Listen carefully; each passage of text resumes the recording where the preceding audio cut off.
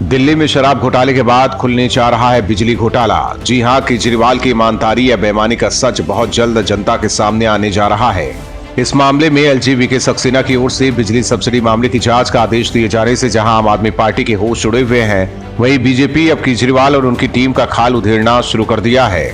BJP ने दिल्ली के CM Arvind Kejriwal पर गंभीर आरोप लगाए हैं। बीजेपी घोटाले का आरोप लगाते हुए कहा है कि कमीशन का पैसा दिल्ली के सीएम तक पहुंचा।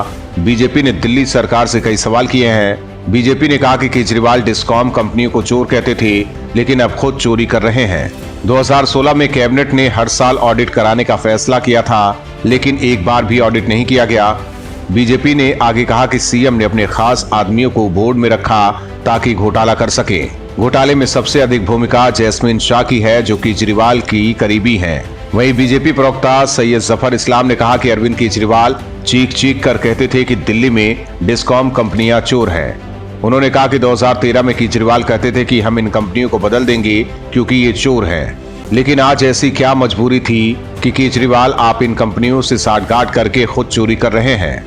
वहीं प्रेस कॉन्फ्रेंस में मौजूद हरीश खुराना ने कहा कि जब आप सरकार आई थी उस समय केजरीवाल जी कहते थे कि हम दिल्ली के अंदर बिजली बिल माफ करेंगे और बिजली की दरें दिल्ली में सबसे कम होंगी, लेकिन साथ में ये भी बोलते थे कि ये जो दिल्ली के पावर डिस्कॉम है वो सबसे बड़े चोर हैं।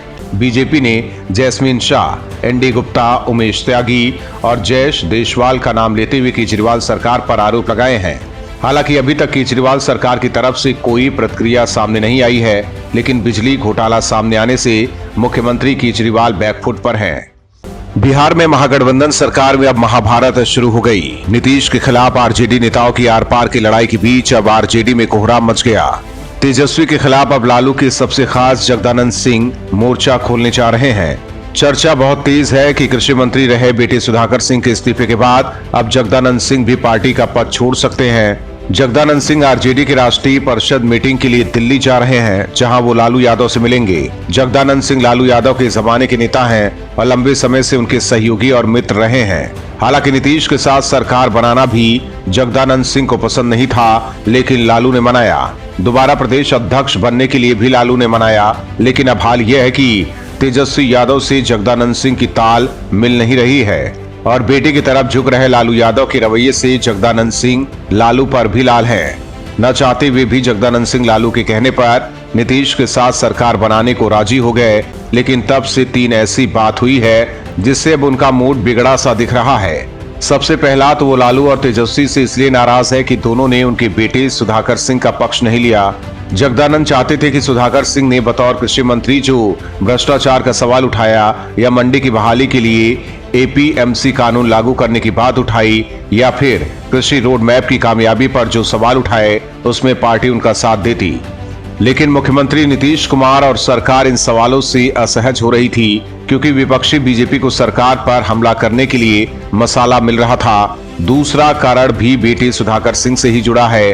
प्रदेश आरजेडी अध्यक्ष जगदानंद सिंह इस बात से भी भड़क गए कि उनके बेटे ने तेजस्वी यादव को इस्तीफा भेजा, जिसे तेजस्वी ने नीतीश और नीतीश ने राज्यपाल को भेजकर मंजूर करा लिया। जगदानंद सिंह को उम्मीद थी कि पार्टी नेतृत्व सुधाकर से बात करता और मामले का समाधान निकालता, लेकिन उसमें मुश्किल ये थी कि समाधान का रास्ता नीतीश के घर से गुजरता, जिसमें आरजेडी कोई तनाव नहीं पैदा करना चाहती। तीसरी बात हो गई जब जगदानंद सिंह ने दावा कर दिया कि नीतीश कुमार 2023 में तेजस्वी यादव को सीएम बना देंगे और खुद केंद्र की राजनीति करेंगे।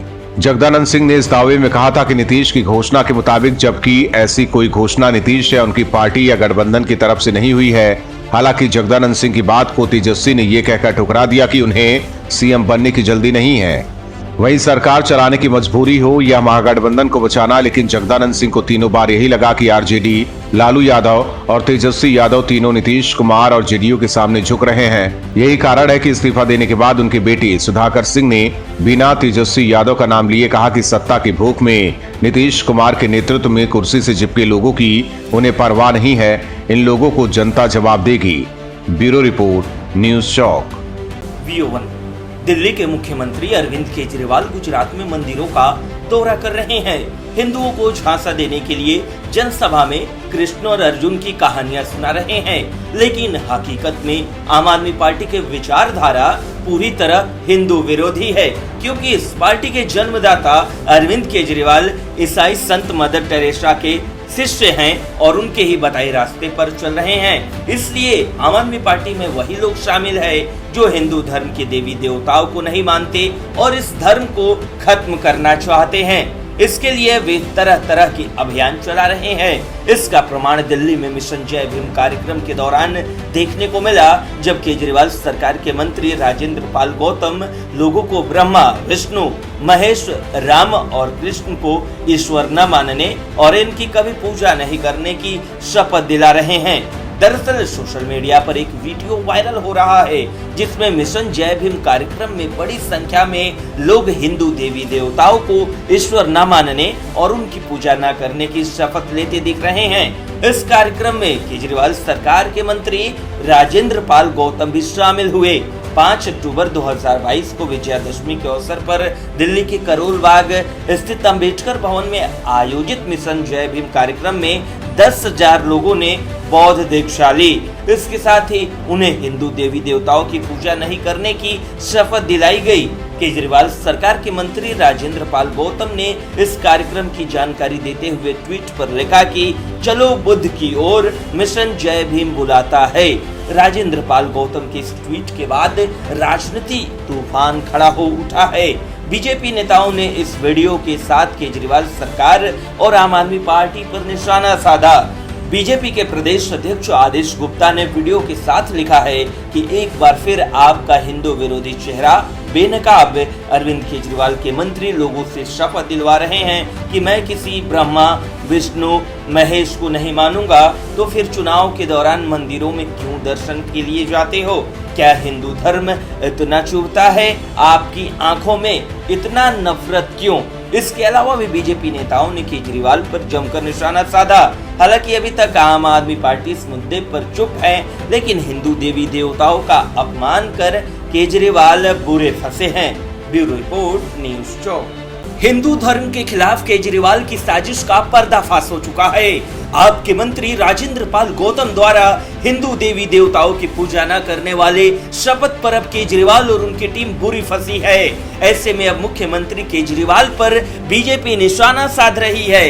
बीजेपी नेता तेजिंदर पाल सिंह बग्गा ने केजरीवाल पर निशाना साधते हुए लिखा कि अब पता चला अरविंद केजरीवाल दिवाली, दशहरे पर हिंदुओं पर पाबंदी क्यों लगवाता है, कश्मीरी पंडितों के नरसंहार को झूठा क्यों बताता है।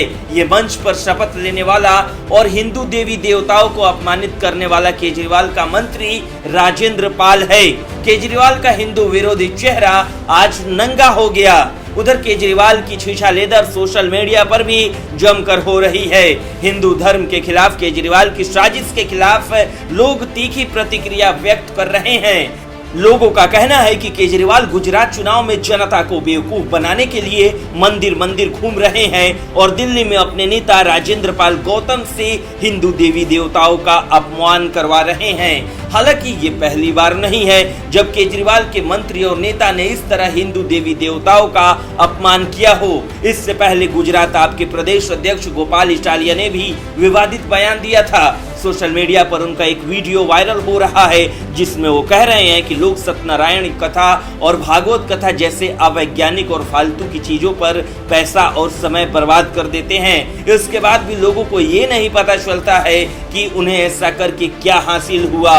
वे दूसरों का समय भी बर्बाद कर देते हैं। अगर हम 5 पैसे भी ऐसी फालतू चीजों पर खर्च कर देते हैं तो हमें मनुष्य की तरह जीने का अधिकार भी नहीं है।